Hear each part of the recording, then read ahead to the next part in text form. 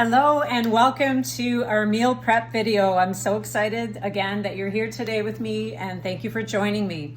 So I wanted to show you, I'm going to show you a few proteins that you should have handy in your kitchen at all times, as well as low glycemic fruits and vegetables that aren't going to spike up your insulin levels and give you that big high and then you come crashing down hours later. And these are going to be meals that are very satisfying as well, so you can last 5-6 hours without having to snack or feel hungry immediately after eating your lunch, breakfast, or dinner. So I'm going to give you a few options for you to choose so you can have a wide variety of food to prepare when you're actually meal prepping. So I've already hard-boiled, cooked my egg hard-boiled. You can do them poached, but I just find it's less messy to carry it this way. So this could be a really good option to have either for lunch or breakfast. If you have inflammation in the body, though, I recommend not having eggs in the morning, since a study shows that it can cause inflammation if you're eating them in the morning. So it's a great lunch protein item. But in my case, I don't have the inflammation to worry about, so I'm putting it in my breakfast. So just to show you an example of what my breakfast looks like, I have some carrots cut up. I've got 2 of these hard-boiled eggs actually, and I have an apple. So that's an example of a very well balanced meal. And if I didn't feel like having eggs, for example, in the morning, or maybe I'm vegetarian and I don't eat eggs at all, or I should say vegan, then what I'm going to do is I'm actually going to go for some sheep yogurt. There's Bufala yogurt, there's Astro Original yogurt. That's really good for us, but just choose something like this that's easy for the body to digest. And this has very few grams of sugar as well, so you have to really pay attention to the amount of sugars that are in the yogurts. Never choose the ones that contain all the mixed fruits, because they have a ton of added sugar. And I wouldn't recommend going for the low-fat option either, because since the low-fat products were introduced to the market, then the obesity rate increased. So eating low fat just doesn't keep us satisfied for a long period of time, and that's why people are constantly snacking after eating the low fat foods. And it was a big fail when they introduced that, since like I said, the obesity rates just keep going up. It's insane. So what you could do is pour this in a separate container as well, and have that with your apple and your carrots, just the same, as long as you have a protein, a vegetable, and a fruit.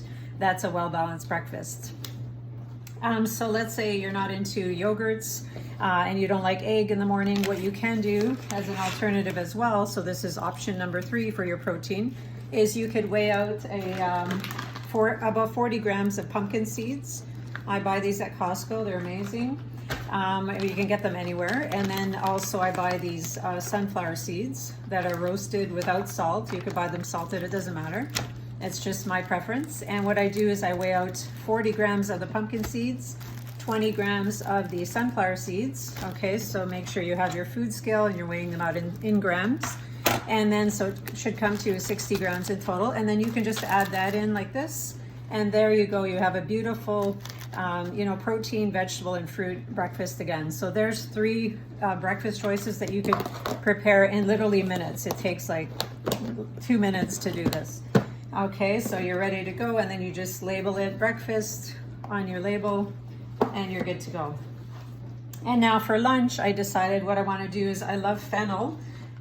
So I'm not sure where trying to find my fennel. Oh, I guess I've already used it up. But anyway, I cut up fennel because I find it's nice and crunchy. It's a beautiful tasting vegetable that tastes like licorice. If you're not crazy about it, you could use something different like avocado.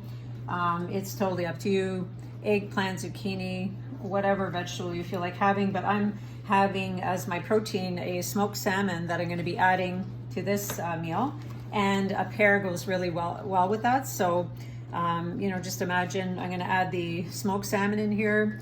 I have my fennel, nice and crunchy, and my pear. Amazing, healthy lunch. And again, that took 3 minutes to put together. And then for dinner, I decided I'm gonna have, I love prosciutto, and you could do, if you don't feel like having pork, you can have, let's say you're a vegetarian, you could do legumes, so like red lentils, chickpeas, you know, maybe even kidney beans, whatever legumes you prefer having. But in my case, I'm having some really nice freshly sliced up prosciutto with spinach and cherry tomato salad.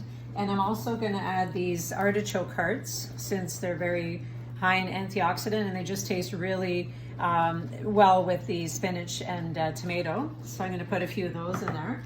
And that's going to be another well-balanced meal. So I have my vegetables, I have my meat, and in the evening you can actually opt out of having fruit if you don't want to have it because of the sugar content. But it's totally up to you. If you want to have fruit with that, you could do something like mango or papaya or maybe some berries. I have some fresh strawberries that were actually another choice, or raspberries that I always keep handy, either fresh or frozen. Sometimes I'll even buy them just fresh and wash them and freeze them myself, or if you prefer to buy them already frozen, then it's up to you. But it's important to really wash your produce and wash it with the right water too.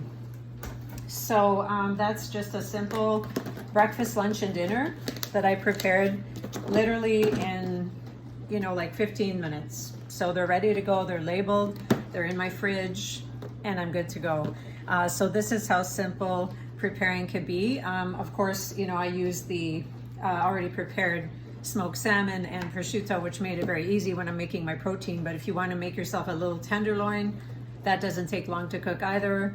You know, grill your chicken kind of thing. A nice thin chicken breast doesn't take long to cook either on the grill. Or put everything in the oven and cook your protein so you have it ready. And I recommend weighing it raw, about 130 to 160 grams, depending on whether you're male or female.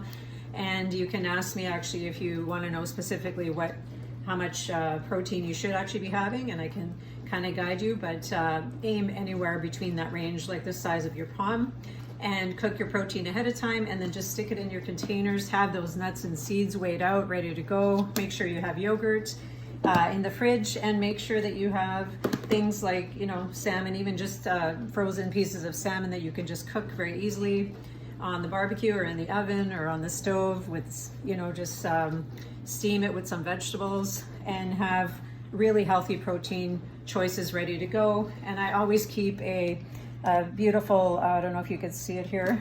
I have a basket of fruit that I keep on my counter, you know, with apples, and I have, you know, pears and eggplant. I just keep all my fruits and veggies kind of there ready to go on the counter. So all I have to do is wash them, cook them, or whatever it may be, and stick them in my containers, and I'm ready to go.